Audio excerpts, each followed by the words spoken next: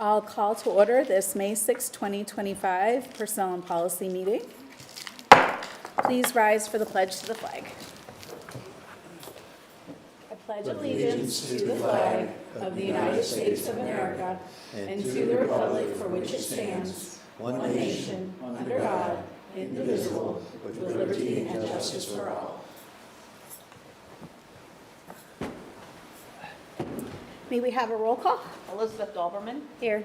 Mary Lee Hall. Here. Samantha Hall. Here. William Hall. Here. Jeremy Hatch. Jennifer Henkel. Nathan Henkel.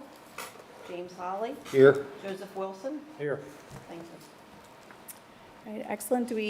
No public comment? All right, then moving on to item 3.01. The purpose for our meeting is the first reading of board policies. So I will get us started.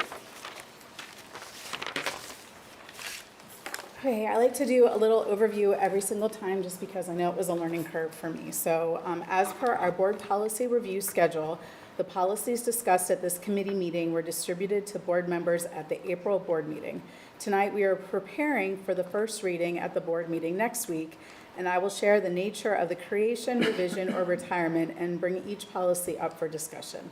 This is an opportunity for our board members to share input, but there is no voting action tonight. We will then review these policies and/or revisions at the board meeting on Thursday, May 15th as a first read.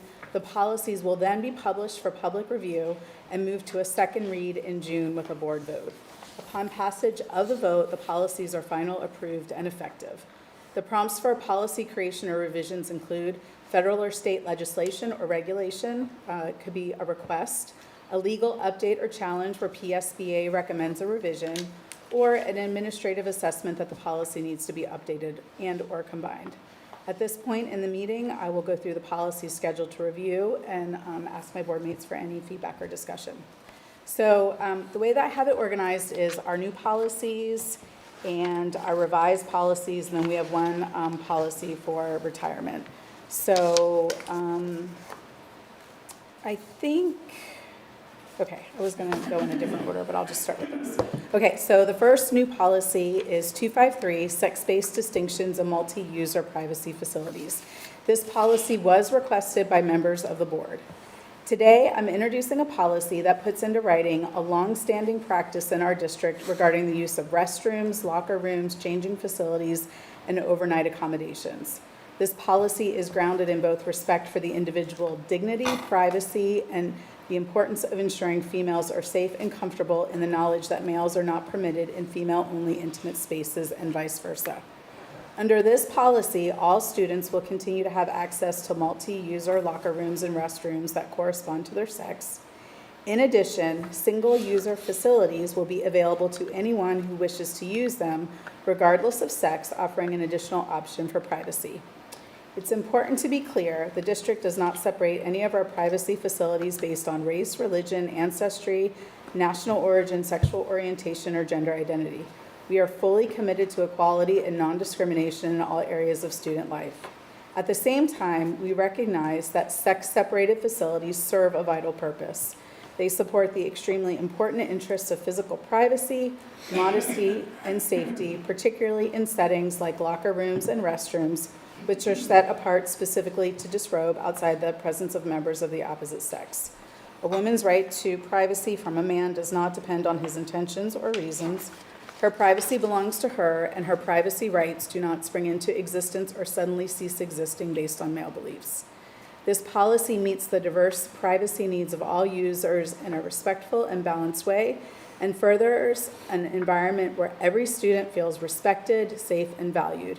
It acknowledges the deeply rooted legal and cultural understanding that sex-separated spaces have long provided protection from uncomfortable and inappropriate exposure to the opposite sex in intimate settings. This policy follows federal and Pennsylvania statutory law requiring that privacy facilities be used separately by the sexes. Recently, on April 28th, a press release from the U.S. Department of Education's Office for Civil Rights announced the following. Today, the U.S. Department of Education's Office for Civil Rights announced its finding that the University of Pennsylvania violated Title IX of the Education Amendments of 1972. OCR notified the University of Pennsylvania president, J. Larry Jameson, that the university's policies and practices violated Title IX by denying women equal opportunities by permitting males to compete in women's intercollegiate athletics and to occupy women-only intimate facilities. So in addition to this policy being common sense, protecting intimate spaces for males and females, it's necessary to comply with both federal and state law. And with that, I'll open it up. Are there any questions, feedback, comments from the board? Okay, then I can go on to the second new policy, which is 815.1, the use of generative artificial intelligence in education. This policy was requested by the AI committee as part of PSBA's recommendation for legal liability purposes to ensure data privacy protections. This policy outlines the district's approach to integrating generative artificial intelligence into the educational environment. The policy recognizes the potential of generative AI to enhance education, streamline operations, and prepare students for the future, while also addressing the responsible and appropriate use of this technology. The school district's policy aims to harness AI's potential while ensuring responsible use. The policy emphasizes that AI use must be for approved educational purposes, compliant with laws and policies, and will be identified under Policy 815, acceptable use of internet, computers, and network resources as district-authorized tools. Key aspects of this policy include providing AI literacy education for staff and students, obtaining parental consent for student use, evaluating AI tools for safety and appropriateness, prohibiting AI in employee hiring, evaluation, and final student assessments, addressing academic integrity with guidelines for AI use, proper citation, and evaluation. The district will have a framework for AI tool approval, evaluation, and monitoring, and the district requires responsible use of AI by all stakeholders and enforces consequences for policy violations. And again, this policy 815.1 was developed in collaboration with the district's AI committee. Does anybody have any comments on anything? I did have a couple things I wanted to bring, but I certainly wanted to open up if anybody else had anything. Yeah, I definitely have some questions, actually several. One, are our teachers currently using AI in their classrooms? Going to defer to Dr. Reppert. In the classroom specifically, Mr. Hall, I can't say that they're specifically using it for student-generated responses. I do know that since AI has come into its inception several years ago, there has been some use of it, at least where our students are having, our teachers, let's put it that way, are using it in a way to explore the possibilities with generative AI. We came forth with this policy as a result of the quick movement of how AI is being utilized in the public, personal as well as professional. PSBA had recommended this, I believe it was the beginning of last summer, and our purpose was to get a committee together to specifically look at how can we harness this tool that's out there and provide professional development, which we've already had a professional development session for our staff back in October. But then how do we put the policy in place so that moving forward we have specific guidelines that are being utilized in the classroom for teachers, for professional use, but also for our students, as Mrs. Hall stated, like that responsible use and acceptable use of using this tool. Okay, so I know we had the AI committee. How much direct input did the teachers have into that? I'm just, if we're creating basically guidelines or boundaries, maybe that's a better way of putting on it, how AI is going to be used, are those boundaries going to have negative impact on the way the teachers are using it? Yeah, I think and this is a question, and Mrs. Hall, I know you and I spoke about this previously, that AI committee included not only 3 board members that were appointed to the committee. It was Mr. Wilson, Mrs. Henkel as well as Mr. Henkel. We had administrators that served on the committee, Dr. Price and myself, building level administrators, but we also had teachers and teacher leadership that was part of that, because as we know, with policy that's going to impact student learning and teacher instruction, we need to have the input from the teachers, and that teacher leadership, and Mr. Wilson was nodding over there, can maybe speak to it, was very influential as we were taking a look at what PSBA had recommended for the policy, but even some of the few modifications that were made, either additions or strike-throughs from the specific policy. Yeah, those changes, I think they're in here. Some of the changes that we made already. I mean, again, it's a starting point. There was, at least three meetings that I was part of with the committee where, Dr. Hughes and yourself were also there. And, it was a productive conversation. I just think as quickly as it's changing, we're bound to end up into a place of unintended consequences. Right, yeah, and I think the overarching feeling, at least personally, was making sure that we have a firm way of reporting how it's being used, that there's some oversight of how generative AI is being used in our classrooms with our students, that is accountable to the administration, which I think is critical, because, okay, if we're using tools that haven't been through any sort of vetting process, that opens us up for liability, potential leak of student information. And I think that sort of leads to what really the core of my question, which is, as it is changing, and it's probably going to change rather quickly, we may end up restricting something now that we may need to unrestrict in the future. I think this is going to be a policy that may need several visitations before it is really working effectively. And I'm not in those committees, so I'm speaking in generalizations. I'm just trying to understand, the long-term effect that it's going to have. And then my third question, I didn't really hear anything alluding to it, and this is probably totally separate, but do we have protections in place from students using AI to do their work for them? So, can you repeat that question, Mr. Hall? Using AI to write their papers or whatever the case may be, and then are the teachers then using AI detection, software to understand if students are using AI to do their work for them? Yes, and that will be part of policy 815. This is 8.5.1. 815 specifically focuses on acceptable use and responsible use of our students, and that covers any technology, any device that our students are using. So we're looking at the AI, generative AI specifically. Students, and Mrs. Hall did focus on this, where we will address academic integrity and guidelines for AI use, proper citation, and evaluation. And she closed with, all stakeholders, utilizing AI, where we will enforce consequences for policy violations. So academic integrity, maybe cutting and pasting everything from AI and putting it in there. There are the tools that you can identify, if something was strictly generated from AI. The other part that I, want to note is that our teachers working with our students with the writing understand their students' writing voice.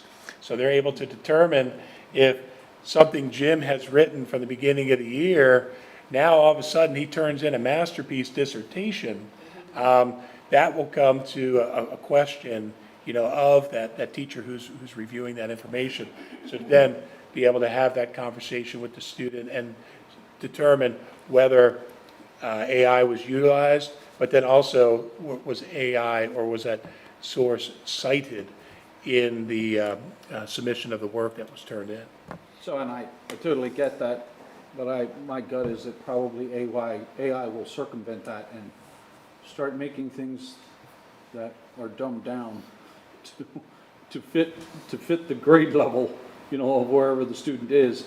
But really, I guess my question was more that then So the detection abilities that the teachers are using, is that governed in this policy, or is that governed in 815?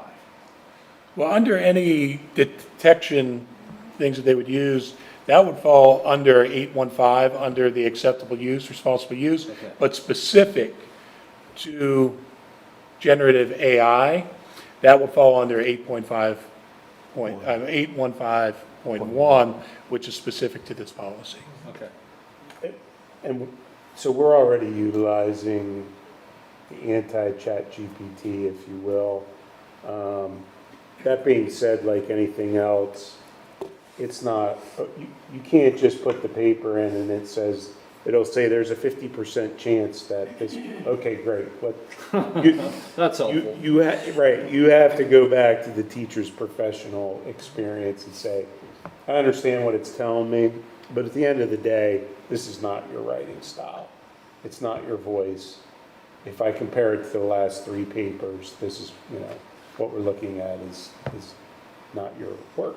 And I think we do tend to get caught up in the AI piece in the sense that it's another tool.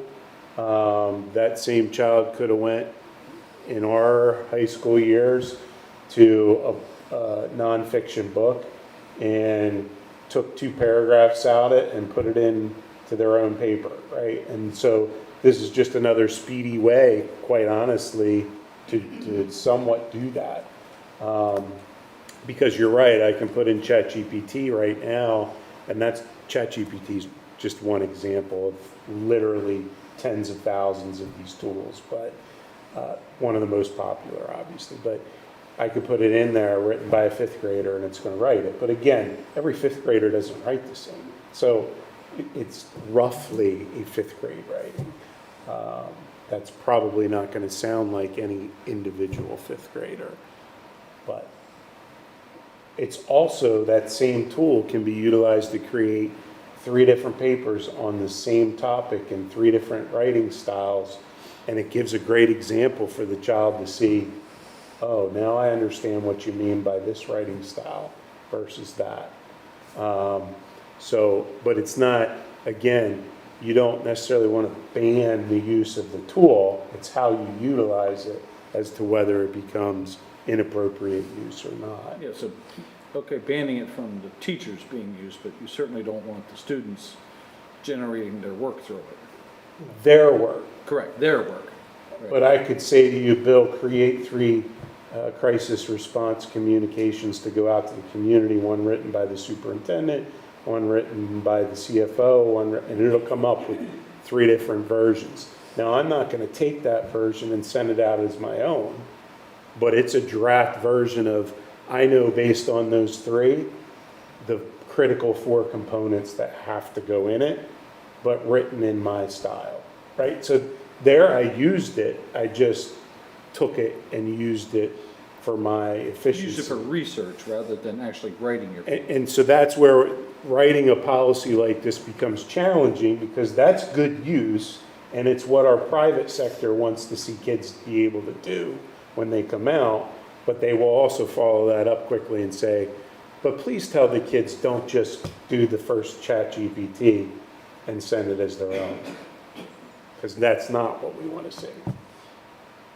So one question I have just relative to the AI committee, was there talk about how it would be utilized in the elementary school versus the middle school? I mean, I know this is a general policy, but like what the different uses would be like in the different schools? Because I think your point is a good one, that you certainly can use it for research, but I'm concerned about younger kids who may just want to get the job done, right? Might want to get the task done and then we get their homework done. And so I just didn't know if there was any conversation in that committee just in terms of what that usage might be in elementary, middle Yeah, school. at this point, Mrs. Hall, our focus was developing a policy that we can get to the board. The next step is developing that education, the professional development for our staff, and how it can be used professionally for teachers, but then also what that could look like in the classroom. Then that next stage would be then the responsible use for our students, what that would look like. at the elementary, middle school, and high school level. Another thing that I think makes me just pause about this and just try to sort of think about what to do is, as I was doing my research for this, I was looking for policy help on this, and it said the fundamental task of policymakers and education leaders is to ensure that the technology is serving sound instructional practice. And I know that this is really where we are with our HRS and level 2 and all of those things. So I have two questions. Well, I have one point and then one question. As of all the states right now, only 25 states have provided AI guidance to public K through 12 schools, and Pennsylvania is not one of them. So it just gives me a little pause that at a state level, we don't really have any guidance for it, and we're going into a policy. But aside from that, how would you say that this approach fits into HRS and the curriculum aspect of it? So I'll go back to your first point about the sound instructional practice. As we know, technology changes every second. And I don't think we'll ever be able to get ahead of technology because we'll always be behind.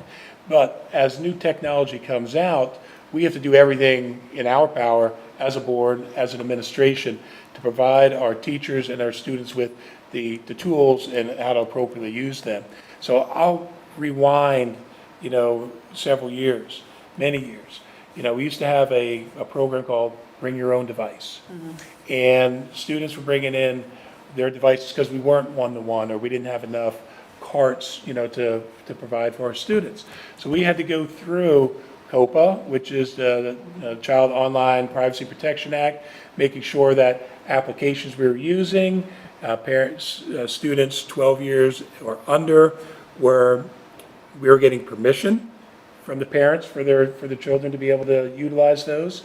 And it was a process of, how do we get our students to understand how to use the powerful device that they have at their hands. So then fast forward a few years, then we have Chromebooks come. And then it was like, okay, well now we have to take from what we learned from Bring Your Own Device to now the Chromebooks and utilizing those devices and trying to institute those sound instructional practices. Is it going to be something that's going to be used 100% of the time during instruction during the 7 hours of the day? No. And I think going back to last month's board meeting, we showed that the time usage of, and shared the usage of time of students from kindergarten through 12th grade using the Chromebooks. So I think when we take a look at this in general to the board and community is how do we, with this tool that's out there, how do we provide our students and our staff and even our parents, an understanding of how powerful this is, but how can we use that in a productive way so that, our students, when they're getting out into the workforce or going into college or wherever it may be, or even in the classroom, that they're using it appropriately as opposed to, as Dr. Bryson said, just using it and turning in that first generative AI paper to your teacher and then pawning it off as your own. I think to your point, I think some of the things that we did add in here is, prioritizing critical evaluation, understanding of what the risks associated with generative AI. One of the things that we really focused on as part of the committee was the risks of AI dependency, especially in younger learners. We have a whole bunch of people under the age of 18 here. Getting them hooked on using AI to do their tasks for them is not really a good outcome. Agreed. From an HRS perspective, high reliability schools, from an adult perspective, it's a very powerful tool for our teachers in the sense that I might have 6 different learning styles going on in my classroom at the same time. And there's a variety of tools that they can access to help generate actual lesson plans specific to those learning styles where historically you're on your own for those kind of learning styles. So at least in theory, and if not already in practice, it does provide a sense of efficiency for staff who are overwhelmed at times, and this kind of tool makes their role a little more doable, if you will. And again, the staff development that we would provide moving forward is about their appropriate use in the sense that you can't just print it off and assume that's going to be functionable for, a handful of your students or the entire class. That's where your professional judgment plays into it, where they can then take it, modify appropriately for their classroom. In addition to that, it's also a tool that's basically going to be incorporated in any type of systems that we're utilizing, whether we would like it or not, whether it's your iPhone, whether it's you do a simple Google search. Well, now the first thing you get is the generative AI response to that search. It's about educating on, okay, what does that mean? What are the pros and cons of that? Does that mean the first response that comes up on the search is accurate and right? And how do you check that? And how do you modify it and expand upon it? So I think all of that, quite honestly, is our role in education to help them understand, both adults and students. We're in this together. We want to do it safely, but we know the expectation for them moving into the future is it's going to be more than likely a part of your job and personal life moving forward. One other question that I had, just as a differentiation. So when I was going through this, the PSBA report that we get our templates from recommended this policy for legal liability of data privacy protection. But I know that and this is my question, I know that we have a policy for that, 830.01, which is data governance, storage, and security. And so I guess my questions were, if PSBA was recommending it for the legal liability for data privacy protection, would part of this come under the existing policy that we have? Like, I guess what I'm trying to understand is what's different about this than what we already have in 830.01? I know it's like a very specific question. So the reason why I'm asking that is that, unpacking AI feels like a really big thing that we don't know all the things that we know. So is there a downside to making sure that the data privacy protection aspect is covered in that other policy and keeping this separate, not so much for the data privacy, but for like the actual approach part of it and doing a little bit more? I mean, I know we talked next week about, just other questions that may come up from other board members that aren't here, but I guess I'm wondering what the time sensitivity is to it. If we've got the data privacy protection covered in one, is there something leading to like the implementation of what we're going to be doing next year that requires us to pass this now versus, a little more time? Here's my off-the-cuff response that right now there's no policy. Right. So I feel there is some level of urgency to have something in place.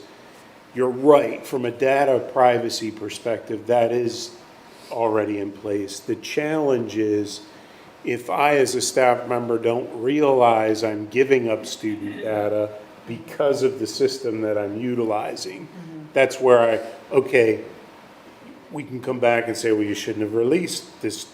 An example would be my students enter a resume into an AI system to get feedback on creating a better resume.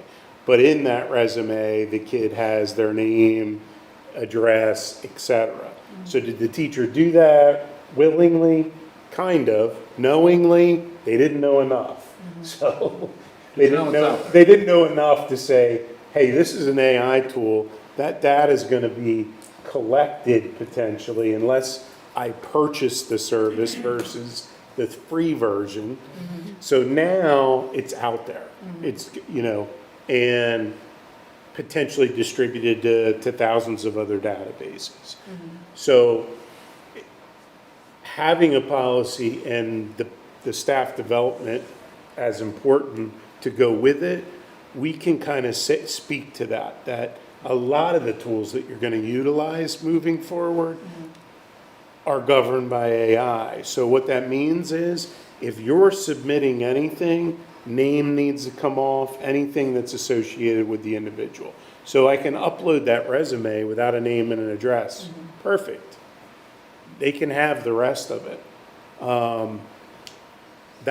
So a policy like that, at the very least, this drives those discussions with staff so that we're avoiding that conflict of unknowingly submitting student data. Which wouldn't necessarily be covered by the other. The other is what, like, for example, if we're going to use an app, what data we can provide the app to create a user account, right? Well, this isn't generative AI isn't necessarily an app. Could it partially be addressed by another, like the appropriate use? So that resume example would not fall under inappropriate use of the internet, or acceptable use. The COPA piece, which is children under the age of 14, parents have to sign off, just an agreement that we understand these are the apps the district utilizes. Included in that now with this policy would be AI tools that are commonly utilized, such as a Chat GPT, or it may be a paid version where data stays in that system, that type of thing. Or it could be Google's generative AI that we really can't necessarily stay away from, but when utilizing it, we're not going to submit any student data to it. So that's a long-winded approach to the response, but in this case, I believe something is better than what we're currently working under because it's a reality right now.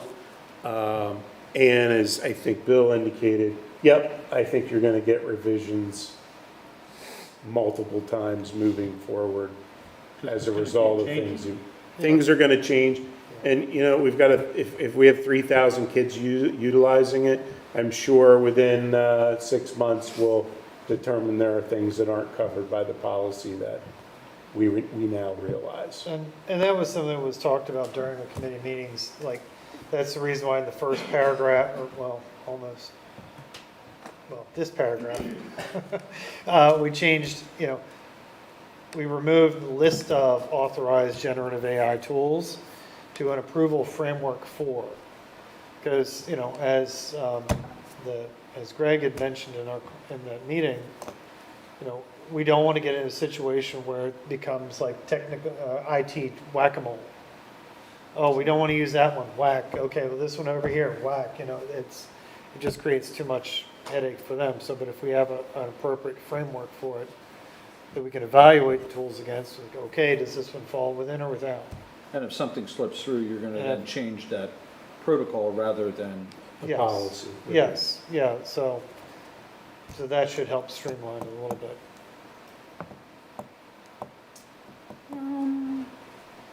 One other thing, so I was looking at the pieces that were in what we have. So when we talk about the district will have a framework for AI tool approval, evaluation, monitoring.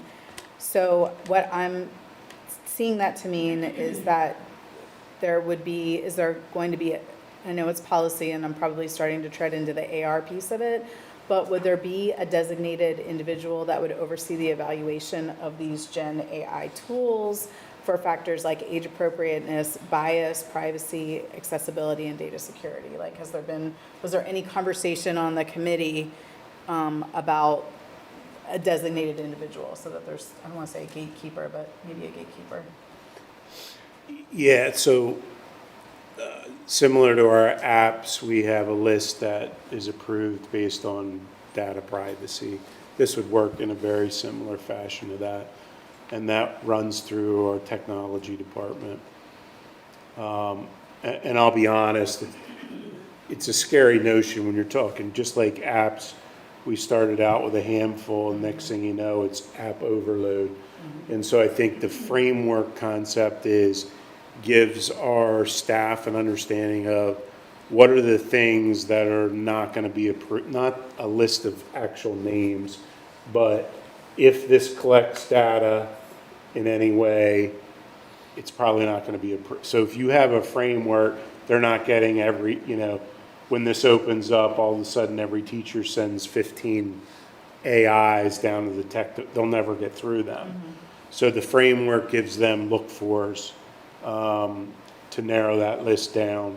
And with all honesty, it truly will be a nightmare to start, and then it'll die down, because the staff will get used to a handful that are appropriate and function well. And we're here to educate kids. We don't need thousands of apps at our fingertips. We need a handful of really good ones in any particular area. And then just one last question. So the last piece of it, the district requires responsible use of AI by all stakeholders and enforces consequences for policy violations.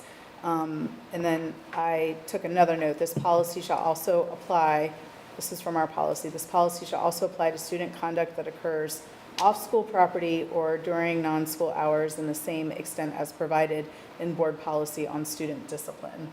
So I feel like that's definitely a stronger statement than what we've had before on the just things that happen.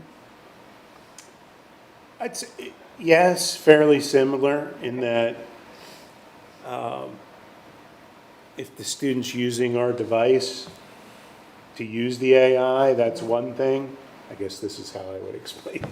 If they're using their cell phone, it's a different issue Right, now. right. Because now it's theirs on their time, in their space. Versus here with their cell phone, it's still a part of our policy. When they leave school on their time, the connection would then be the Chromebook, basically, if there was inappropriate use. Because the Chromebooks are the schools. Right, right. So it can't, off school grounds, it can't reach any further than a school-owned device. Not 100%, but I'd say in general, yes. Unless, you created it on your phone and then brought it to school and presented it as your That- work. Right, right. And another example of that is if students have access to log on to their own home devices to their school, to their school account. Now it's through the Google Suite, through Google. So that would also have an impact because that's now through our learning management system, whether it's Canvas at the high school or through Google that's used primarily in middle school and elementary. So it could go beyond their school device if they're accessing information. Your school system.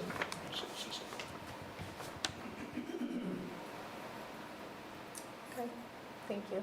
And again, this was just preparation. We will be talking about this again at the board meeting next week. But I think that it was very helpful to unpack some of this because it's definitely a lot to contemplate. Any other questions on that? Okay, all right. Moving on, so now I'm getting into the chunk of policies that are updated and revised, and we have 9 of those. So 004 is our policy on membership. And at the winter personnel and policy meeting, there was a request to revise this policy to add the student representative guidelines to it and retire policy 004.1, our student board representative.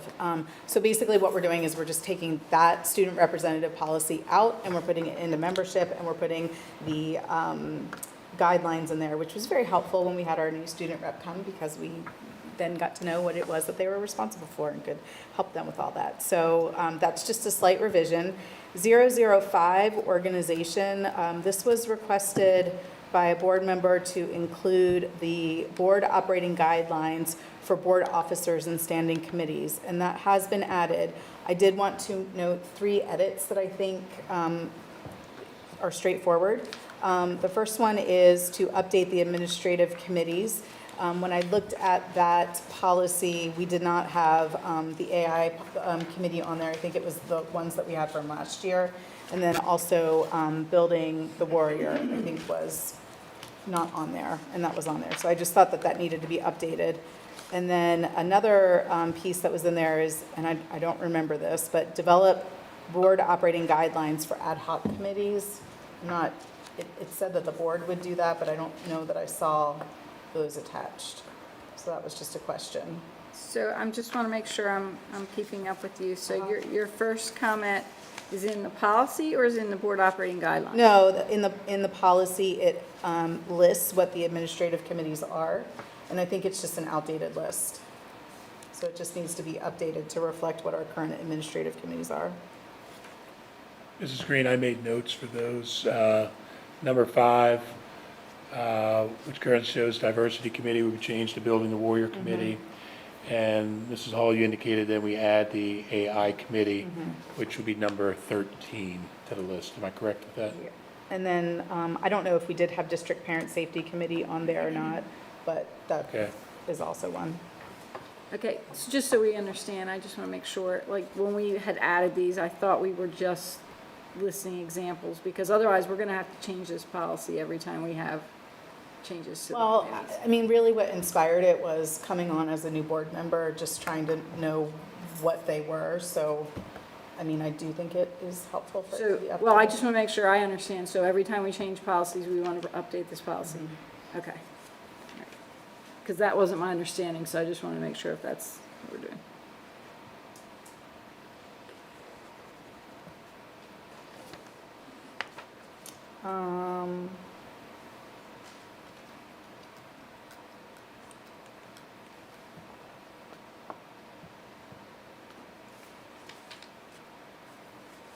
And then this was just the question, if we had board operating guidelines for the ad hoc committees, ad hoc committees. I didn't see it attached in there, but when I read it, it said that the board would develop them. So the board operating guidelines that we have are the ones that came from PSBA, so this would be all they had to offer Okay, us. so I think that was specifically for the standing committees, which are like the personnel and policy and education and all that. And the ad hoc committees are ones that are stood up for just a temporary time. Right, agreed. These Okay, are all that's they okay. had for I wanted to ask Yeah. because I didn't see it. Yep. Okay, perfect. So that's all there is for 005. And then policy 204, attendance. This has been revised to reflect the updated compulsory attendance law for student attendance. So just updated to go along with those laws. 351, drug-free workplace. That was a PSBA revision, again, for legal liability purposes, to change drug and substance abuse to controlled substance abuse, so just to change throughout that. So these aren't changes, I'm just reading like what the changes would be in the policy. 805, the emergency preparedness and response. PSB updated the policy terminology referencing law enforcement agencies per the current school code, and the language addressing instructional time was updated to reflect both the instructional days and hours in accordance with the provisions of the new school code section. And the safe to say procedures were updated to use the term school counselors, which is the term most commonly used by schools currently for these positions. The language and legal citations related to incident reporting to law enforcement and PDE were updated to reflect the current school code revisions. 805.2, school security personnel. PSBA made revisions to include new provisions of the school code and the definition of the school day. 806, child abuse. This is a mandated policy. The PSBA revisions reflect the current school code terminology and updated legal citations. 807, the opening exercises, moment of silence, flag displays. Act 25 of 2024 created a new section of the PA Public School Code, Section 1555, which includes a requirement for each school entity to conduct a moment of silence during instructional hours for students and faculty to observe the anniversary of September 11th, 2001, as a remembrance of the thousands of military service persons, governing employees, civilians, and emergency responders who lost their lives or were wounded by terrorist attacks on that date. Policy 807 was revised to include this provision for a moment of silence on the anniversary of September 11th. School entities may provide the moment of silence at any time during instructional hours. And then the last revised policy under this group was 823 for opioid antagonists. PSBA revisions updated the language from naloxone with the definition of opioid antagonists being used throughout the policy. So that represents that. Were there any changes, any comments to any of those? Okay. And then the last one is 004.1. That's the student board representative policy that we are retiring because we are putting it as part of 004, which is board membership. And that concludes everything from 301. Any other questions before I move on? Okay. Item 302, any other items of business? All right, none. Then I will entertain a motion to adjourn. So moved. And do I have a second? Second. Any nays or abstentions? That motion carries and we are adjourned. Thank you.